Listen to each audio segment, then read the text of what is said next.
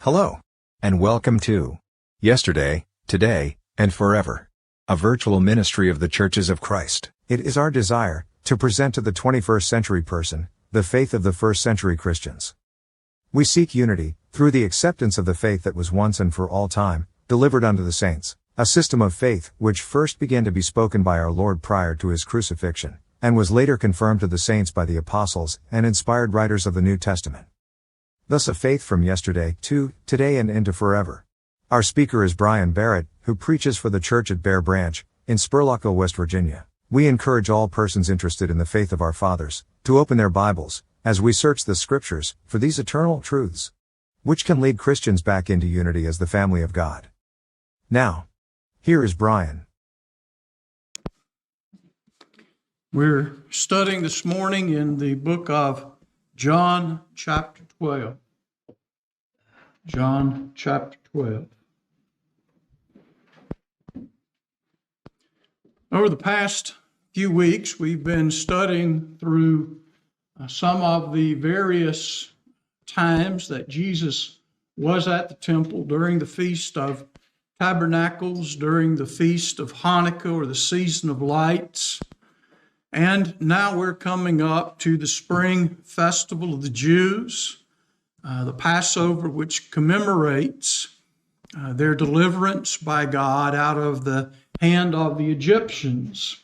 And so, as we left off last week, as the Passover was approaching, the various religious leaders who have been interacting with Jesus and having some difficult circumstances with him and his teachings, they began to question among themselves. The Passover is coming. Back in verse 56, it says, "What think ye, that he will not come to the feast?" Now, I think they already knew the answer to that question. Sometimes we ask a question that we already know the answer to. And as much as he had been there for Tabernacles and as much as he had been there in Hanukkah, it would be very unlikely that he would not show up for Passover, which was the beginning of the year's festivals and celebrations. And as we come into chapter 12 this morning, we're told, "Then Jesus, 6 days before the Passover, came to Bethany, where Lazarus was, which had been dead, whom he raised from the dead. There they made him a supper, and Martha served, but Lazarus was one of them that sat at the table with him. Then took Mary a pound of ointment of spikenard, very costly, and anointed the feet of Jesus, and wiped his feet with her hair, and the house was filled with the odor of the ointment. Then said one of his disciples, Judas Iscariot, Simon's son, which should betray him, why was not this ointment sold for 300 pence and given to the poor? This he said not that he cared for the poor, but because he was a thief, and had the bag, and bare what was put therein. Then said Jesus, Let her alone. Against the day of my burying hath she kept this. For the poor always you have with you, but me ye shall not always. Much people of the Jews therefore knew that he was there, and they came not for Jesus' sake only, but that they might see Lazarus also, whom he had raised from the dead. We'll stop there for now. We may go a little bit further, but based on the calculations that most people do, that Jesus was crucified on Friday, and backing that up, they get the triumphal entry coming in on Sunday before Passover, and this is in the denominational world what they refer to as Palm Sunday, the circumstances that took place during this time. However, as we look at the scriptures, and some of those we're not really sure about some of the calculations and the way in which some of these things are done. Certain assumptions are made in some of these calculations as to what day. And so John specifically just says that it was 6 days before the Feast of the Passover. The Feast of the Passover was one of those feasts that, as we talked about before, tended to move around a bit. It was the 10th day of the first month, but as we know on a calendar, the 10th day of the first month, with a 28-day cycle, even with ours running 30 and 31 days, it's never the same day 2 years in a row.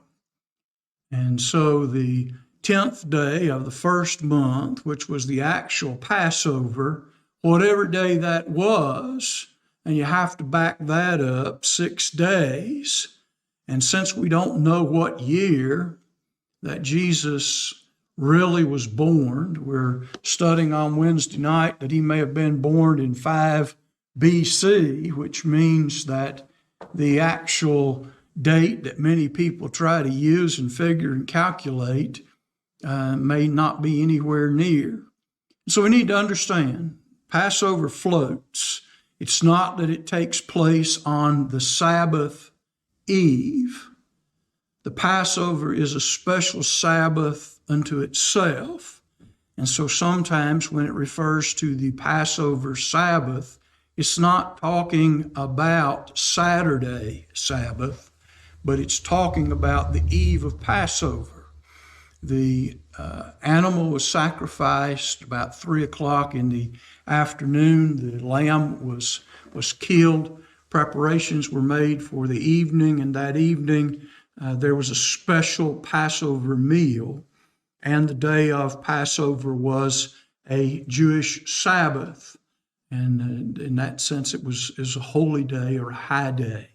And we just kind of need to understand that a bit, because tradition and traditional interpretations of things and how we view things may not always be exactly the way that we think they are.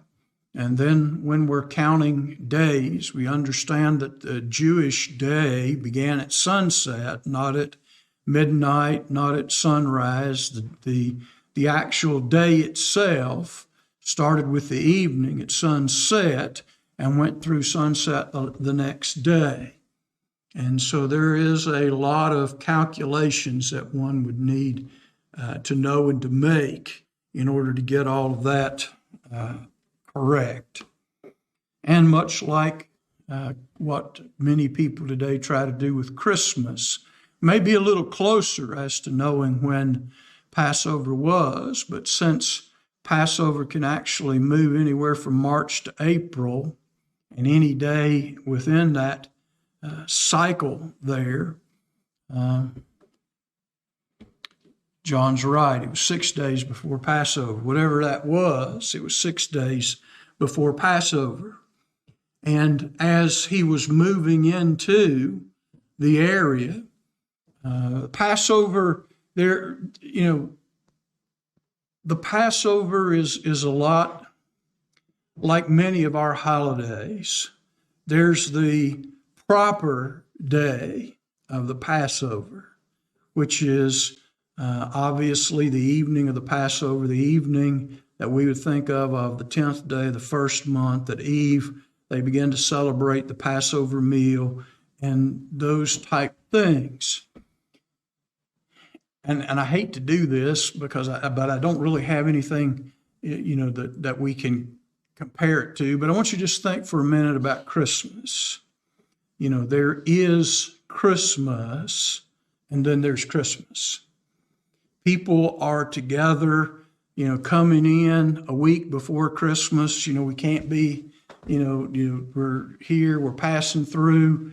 All through that, we've got people baking cookies and making candy and putting out punch, and can we can't make it this day? Can we come over there? And so it's family and friends are in, and so when it come to the Passover, even though it was on a certain day and people were expected to be there on that day, since many of them wanted to be there on that day, they would come early.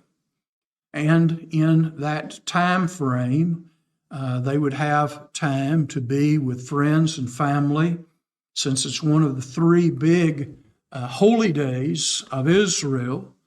And it begins the Jewish year of festivals. As you think about that, it's easy to understand why almost a week before the Passover, they're having dinners and people are coming together. People are coming into the city. They're looking for a place to stay. Some of them have family and friends that they're going to be staying with. Some people have guest rooms that they will offer. Some people have the roofs of their house, as we've talked about, that's available to those who are traveling.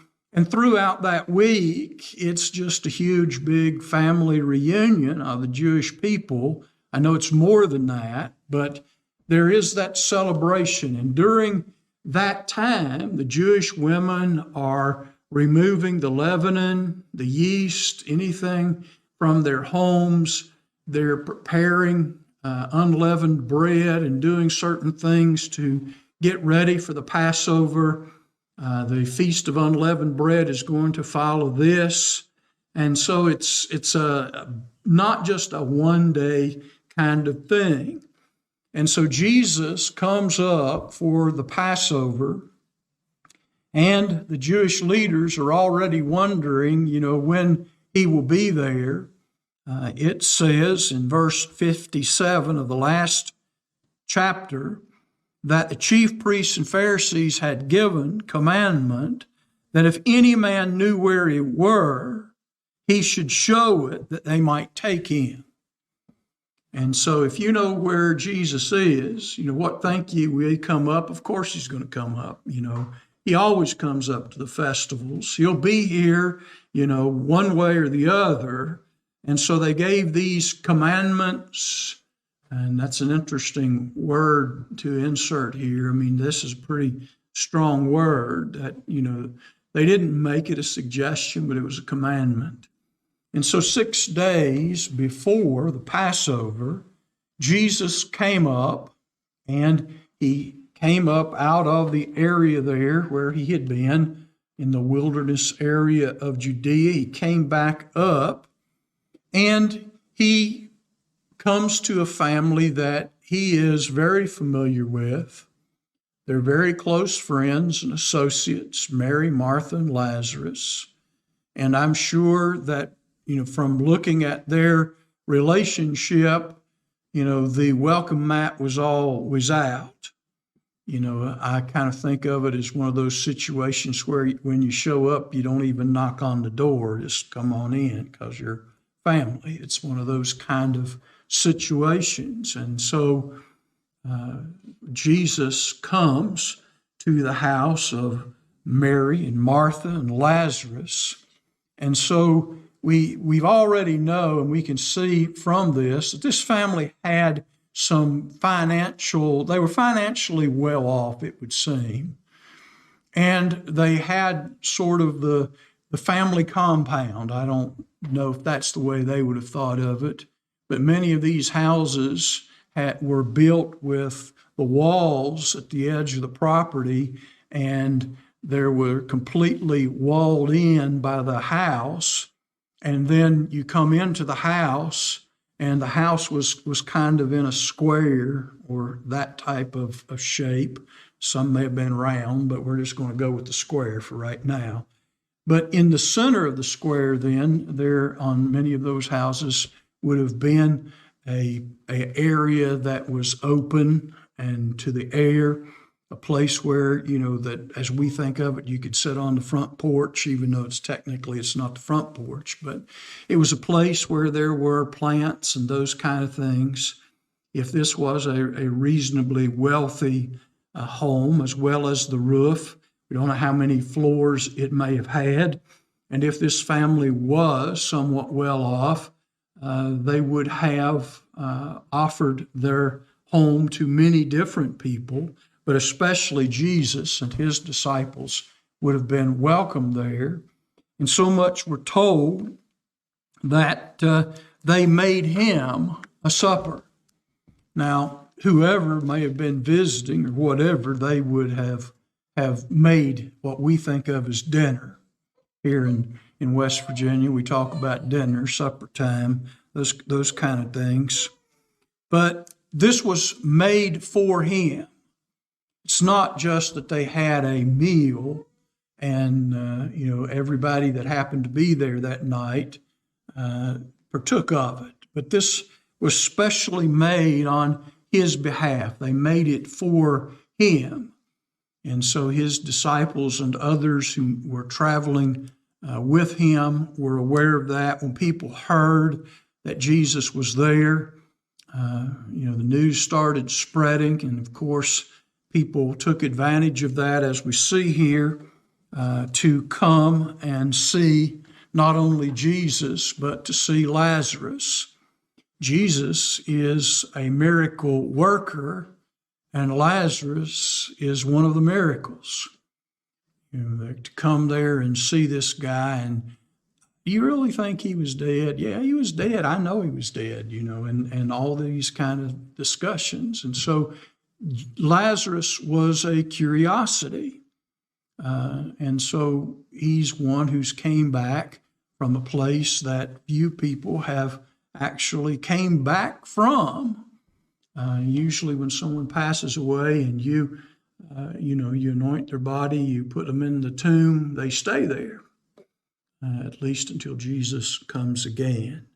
And so Lazarus was there, Mary and Martha was there, and as we see in verse 2, Martha was serving. Martha seems to be the person who is the organizer of things. She's the one who sometimes I think of as the fixer.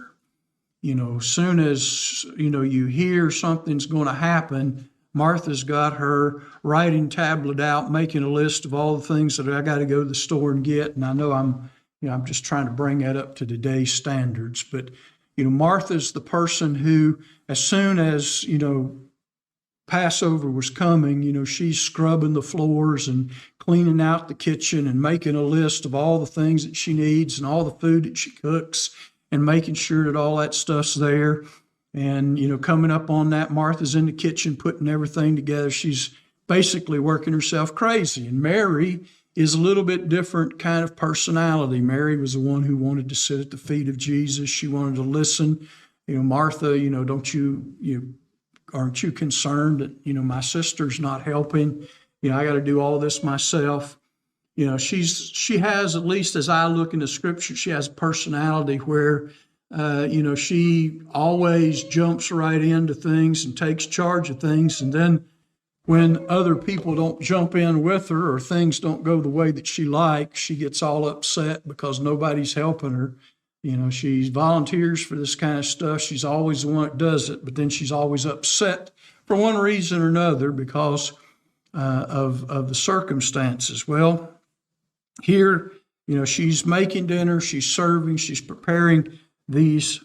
Lazarus was sitting with Jesus at the table with him. The two of them were together. And Mary, verse 3, took a pound of ointment of spikenard, very costly, and anointed the feet of Jesus and wiped his feet with her hair, and the house was filled with the odor of the ointment.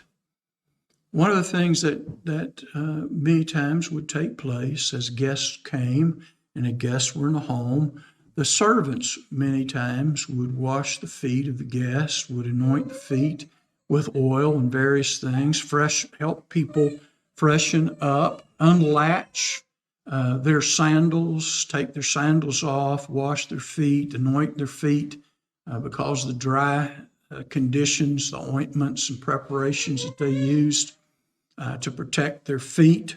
And so Mary assumes a situation or position here of a servant, but rather than just washing Jesus' feet and anointing him, she takes this box which contains a pound of spikenard, a considerable bit of ointment, and this box that contains it, she pours it on his feet, and she uses her hair to wipe his feet.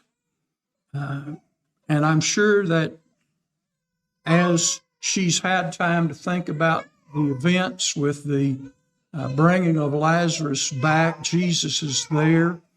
They thought they had lost their brother forever. Jesus is not only a welcomed guest in their house, and not only would he have been a principal guest before, but since he raised Lazarus from the dead, he is the guest in their house. Everything is focused on him. Martha is busy preparing. That's what Martha does. She wants to make sure that the dinner is fine, everything's good, Jesus is well fed, and he appreciates the nice food. But Mary's a different kind of person, and so she takes something that she was in possession of that was very expensive, and she does this in honor to Jesus.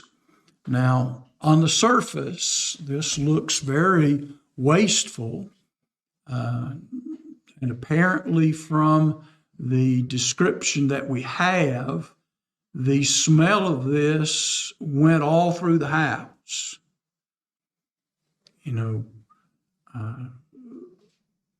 Perfumes and those kind of things can really be overpowering if you take or use too much of it. And you can imagine this pound box of this very expensive, since it was very expensive, that means it's probably very, very aromatic.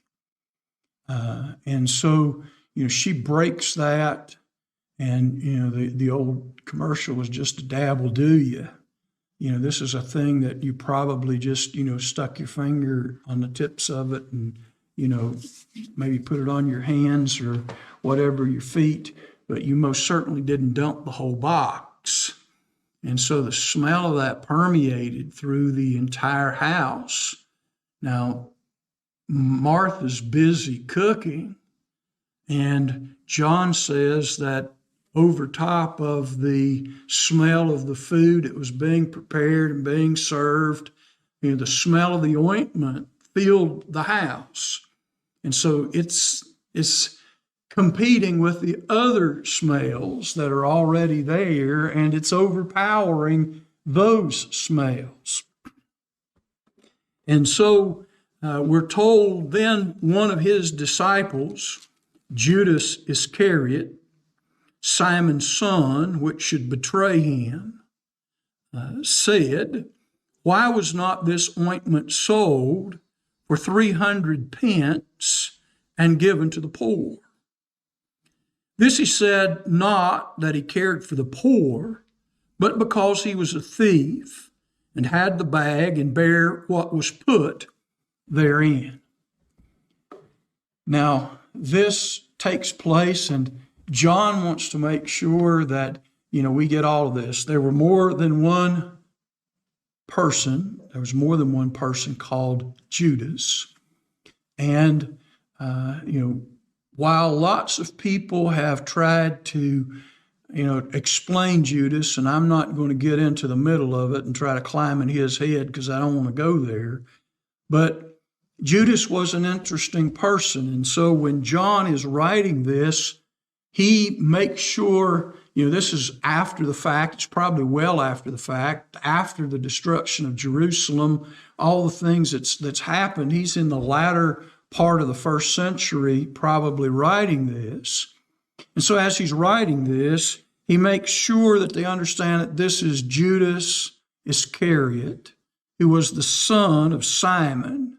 So he lays that out lest they confuse Judas, who is the writer of the New Testament book we know as Jude, who was the brother of James. And so as we look at this, John wants to make sure that they understand that this is Judas, the one who was to betray him. And that in and of itself pretty much does a lot of explaining. But John goes even further and says, this he said not that he cared for the poor, but because he was a thief and he had the bag, he was the community treasure, in essence, of the disciples, and he had access to the things that were put therein. And the implication by calling him a thief and being the treasure is that, he kind of had sticky fingers and things kind of fell out of the bag all the time. And he forgot where it was supposed to go back. And things had a tendency to disappear. And so John puts all of that in here. And he talks about the things that was there. He said it could be sold for 300 pence. That would be 300 of the denarius. And we've talked about that before. That coin, the denarius, comes from the term 10 asses or 10 donkeys. And so the coin had a value, one of them had a value of 10 donkeys. And so with one, you could have bought 10. And it says, from what I've read later on, it actually would have purchased more. The value of the denarius rose. But I want you to think about it. She's got 300. This spikenard is worth 300 pence or 300 of the denarius coins, which means that you could have purchased at least 3,000 donkeys with the cost of that spikenard. And so that pretty much answers a question about whether Mary, Martha, and Lazarus had any money. And yes, they had money. They had access to things that were expensive. They were able to buy things such as a pound box of spikenard that was worth 300 denarius, which would have purchased quite a bit, not only of donkeys. You didn't use just to buy donkeys, but you bought lots of things with that coin, but it gives us an idea of the value. And so it's not just a $3 box. It's not a $10 bottle of perfume. We're talking about something that would have been very, very expensive and could have been sold. And I wonder, and we don't have a lot, but I see Mary kind of coming with this box, and Judas sees it, and he probably knows what's in the box, and he's calculating already in his head how much he can sell that for, because she thinks she's going to give the spikenard to Jesus as a present or as a gift. And he is horrified when she opens it up and pours the whole thing on his feet and legs and begins to wipe his feet with her hair, and it's running down into the ground. And you can almost see his jaw drop and the breath go out of him. And, his response to that is, that we could have given that to the poor. So he expected it to be in his possession. It was going to come to him. He was the treasure. And so if Jesus got a gift, he was going to give it to Judas and say, take this, buy something with it, trade it, exchange it, sell it, whatever, so that we can have money. And so Judas was all excited about this, being the thief that he was and being sticky-fingered as he was. As expensive as that was, Judas could have sold it and took a sizable chunk of change out of that, and nobody would have ever been the wiser. And so John says he didn't care about the poor. He wasn't interested in the poor. It was just an excuse because he wanted the spikenard himself. And then said Jesus, "Let her alone. Against the day of my burying hath she kept this. For the poor always you have with you, but me you have not always." Jesus makes comment, and there's lots of Jesus disciples around there. There's lots of other people. They smell it. Not only did they see it, but they smell it, and a lot of people have lots of opinions. But in the midst of all of this, Jesus says, "Leave her alone." First of all, it was a gift for me. And he doesn't say it that way exactly, but above everything else, don't forget, it was being given to me. Now, I might have given it to you, and you might have took it and sold it and give the money to the poor, or I might have done something else with it. It was a gift for me. And so that's the kind of background or the tone that we have here when he says, "Leave her alone." Just leave her alone. Lots of people could murmur, and Judas would probably be pretty good at whipping up other people to be indignant about what happened in the house and what he let happen. Well, again, it's over now. And, it was hers to begin with. It was hers to do with as she pleased, and she did with it what she pleased. And so, and I could stand right here this morning and set a $100 bill on fire and drop it in the floor if I wanted to. It's my money if I had $100. But nonetheless, some people might get indignant about, wasteful or whatever. But what is ours is ours. And she chose to make the gift to Jesus to honor him. And she felt she had a debt to him, I'm sure, that there was no way that she could repay. How do you repay someone for bringing a brother that you love back from the dead? Now, and so as we see this, Jesus tells them, leave her alone. It was hers. She did with it as she pleased. She honored me with it. And he adds to that she did this against his burial. And we know that they didn't have a chance to prepare his body. When he took the body down from the cross, it was coming up on the Passover and the actual celebration itself. And by the time they got him off the cross and in the tomb and did the things that they needed to do that night, didn't have time to prepare the body. And by the time they come back on the first day of the week with the intent to prepare the body, he's already risen from the dead. And so he honors her with that it is a gift against his burial and his death that she has done this. But then in verse 10, does anybody have any comments or anything down through 9? Hey, comment on the Passover, the nonsense past. You said it wasn't the regular, like on a Saturday, didn't you?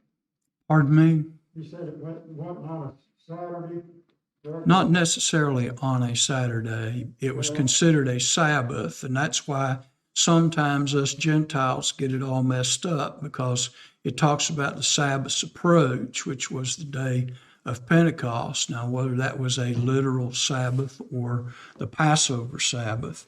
That's what I was going to get to, was they could set, why didn't they just set it on a first, second, or third, or Saturday? I know the days not the same every year, why didn't they just put it like that? You can't get it You wrong know, like that. you're right. You know, I mean, yeah. It's just not the way they thought. You know, it's just not the way that their system and calendar and all that worked. And so the original Passover took place on the 10th day of the first month, and they started making preparations for that the first of the month until the 10th day of the month, and that was the original Passover in Egypt, and they duplicated that in observance the 10th day of the first month. And of course, the 10th day of the first month always comes on the 10th day of the first month. The problem is the 10th day of the first month isn't always the same day of the week, and that's where we get into the problem. Did you have a question? Thinking about Martha, she was honoring Jesus too in her own way. Yeah. He's fixing a good meal. She wanted, to do that. And that's why I say, sometimes we judge people for what they do. Judas wanted to judge Mary because she wasted the spikenard. Somebody, might not appreciate what Martha was doing. Jesus was in the dining room, and here she was in the kitchen cooking and overseeing. And they probably had servants, but she was there overseeing, making sure that everything was what it was supposed to be. That was her way. Having a very good dinner, a supper. It was on for Jesus. It was for his benefit. And so she wanted to make sure that everybody that was there was pleased. And in so doing, that was her way of honoring Jesus. Mary really wasn't that concerned about, the food and all that per se. And so her way of honoring Jesus was to be there and to use the spikenard and all to honor him. And, Lazarus was sitting at the table with Jesus. And I know we kind of see Jesus and then Lazarus, but it was Lazarus' home, and it was a dinner that their family was preparing. And so Lazarus was sitting with Jesus, but in a way, he's honoring Jesus himself. The fact that Jesus is sitting at the table with him is in a spot that a lot of people would like to have had that night. And Lazarus, of course, because it was for Jesus, had him sitting at the table with him, whoever else he may have allowed to the table. But that was Lazarus' way of honoring Jesus, is that he made him the guest of honor by sitting there with him. Yeah, Lazarus was with Jesus, but it's his house, so Jesus was sitting there also with Lazarus. And so everything was just a little bit different along the way. But each of the three of that family was trying to make sure that Jesus, who was there that night with them, and there perhaps the biggest part of the week, he's going to go into Jerusalem, and then he'll come back out of Jerusalem, and he probably goes back to their house and stays there for some of that. As we kind of finish up this morning, it's interesting. Much of the people were there. Verse 9, much people of the Jews therefore knew that he was there. They came not for Jesus' sake only, but they might see Lazarus also, whom he had raised from the dead. And so the Jewish people hear that Jesus is there, and they want to be a part of this supper and this celebration that's being given in his honor. And so verse 11 says, because that by reason of him many of the Jews went away and believed on Jesus. They saw Lazarus. We've seen this before. And we begin to understand that part of this whole process that we're going to see is eventually they want to put Lazarus to death also because of him. Many are believing. And so having seen Jesus and seen Lazarus and seen what was going on, many of them who as we say, we're still on the fence trying to figure out which side to get on. Many of those chose to get on the side of Jesus. And as we think about his entry into Jerusalem and the things that happen, the Jewish leaders basically shrug their shoulders and say, guys, it's over. The whole world's gone after him. And our whole Jewish world is sinking quickly because they're all going after him. Look at the palms and look at what they're doing. And we'll kind of get into that as we get into the next section, Lord willing. Why not make this the day that you and your family seek out the Church of Christ in your community? We encourage you to attend one of our worship times or Bible studies. God's grace, truth, and salvation is truly worth finding and knowing. May God bless and keep you as we walk together in his truth. And remember, as always, the Churches of Christ salute you. Our new programs are posted to Facebook and YouTube on Thursday afternoon, and they should be available for viewing by 7 p.m. We also encourage our viewers to visit our website at www.thechurchesofchrist.life. We ask that you like us on Facebook and share our programs. On YouTube, please share and subscribe for notifications. This program was pre-recorded.